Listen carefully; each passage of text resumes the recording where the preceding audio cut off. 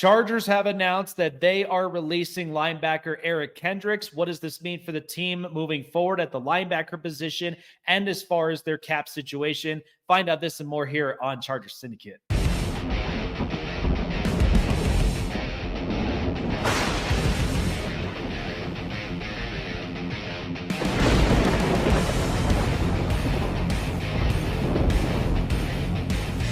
On you guys, Jake Silva here on Chargers Syndicate, giving you everything LA Chargers news. If it is your first time here on the channel, I encourage you guys all to like, subscribe, and hit the bell button and keep you up to date on future and past videos.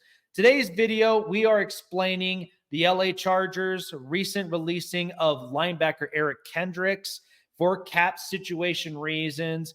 But the other thing of it is, too, is that the Chargers are looking to maybe possibly going and getting their next linebacker commodity that really fits with this defense.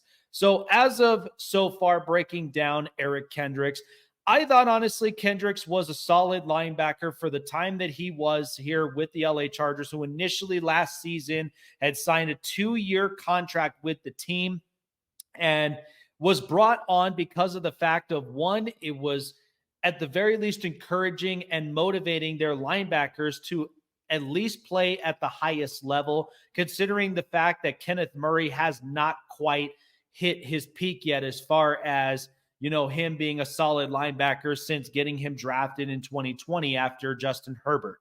So the Chargers in the linebacker position, letting go of Eric Kendricks, not only has saved them $6.5 million into the cap space, which now puts them at least $19 million above the cap, something that they will continue to work on and try to at least get themselves within the cap situation. But the other reason of this is now the Chargers have to look for a more competent, and I've been screaming this now for the last 5 years, this team has not been able to solidify their linebacker position now for the last few years. So looking at Kendricks and his stats with the Chargers in his only lone season with the team, it was somewhat solid, but you kind of figure with a veteran who's kind of coming out a little bit out of his prime and starting to get up at age, you kind of know what to expect with Eric Kendricks. So in 15 games he's played with the LA Chargers, had a total of 117 tackles, 79 of them solo and 38 assisted, while also racking up 3.5 sacks and 1 forced fumble in that category as well.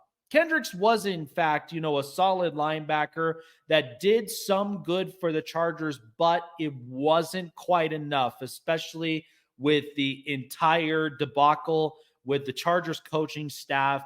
And at the same time, the defense had been completely dismantled as well as part of those reasons. Eric Kendricks serves up very, very well, and this is something that the Chargers really had to outlook as far as what do they need to better improve on the defense. And I think improving linebackers has to, at some point, be a priority because the Chargers for the last few years have never solidified that position since the departures of familiarized names like Donnie Edwards, Ben Lieber, and Sean Phillips. This team needs to get better at the position. I've been screaming it now for the last 5 years that they need to find at the very least from that position a cover linebacker so that it at least eliminates the possibility of the middle of the field being open, especially if you're playing in the same division against the Kansas City Chiefs and the Las Vegas Raiders, where they've got really good tight ends that can get open in the middle of the field. If you don't have that, you're basically toast. And this is where the Chargers, they've had a couple of options that they were looking at as far as from both free agency and in the draft. Free agency, one name that's kind of popped out to us is Patrick Queen from the Baltimore Ravens. I think he's a pretty solid linebacker, and I think he could be a very good option. And then, of course, there are about not as many, but there are some quality late round linebackers that we could potentially get in the draft. But this one, I mean, for a few reasons of it. One, it's a cap situation deal where they saved up $6.5 million off of his contract. So now he's basically a free agent after this move. But the other thing is, too, it's pretty clear the Chargers are not going to be bringing back Kenneth Murray at all because the fact that They've given him several chances, and to the point they declined picking up his fifth-year option, rightfully so.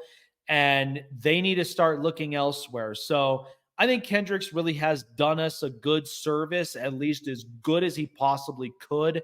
But we kind of knew what to expect by the time that he was fresh off of 8 seasons total, all with Minnesota, before signing him last season to a 2-year deal. So now the Chargers are going to have to basically look elsewhere, whether it's Patrick Queen, or maybe it might be another linebacker in free agency, or in fact, they might look at a linebacker in the draft.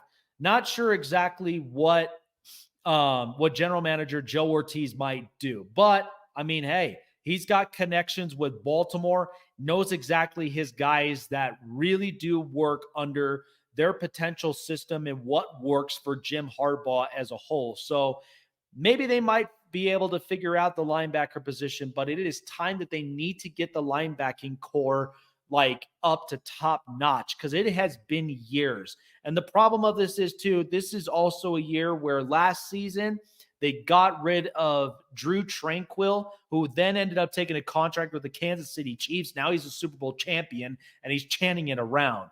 And the other part is I never understood the reason why that they moved on from Kaiser White. I thought he was a solid linebacker.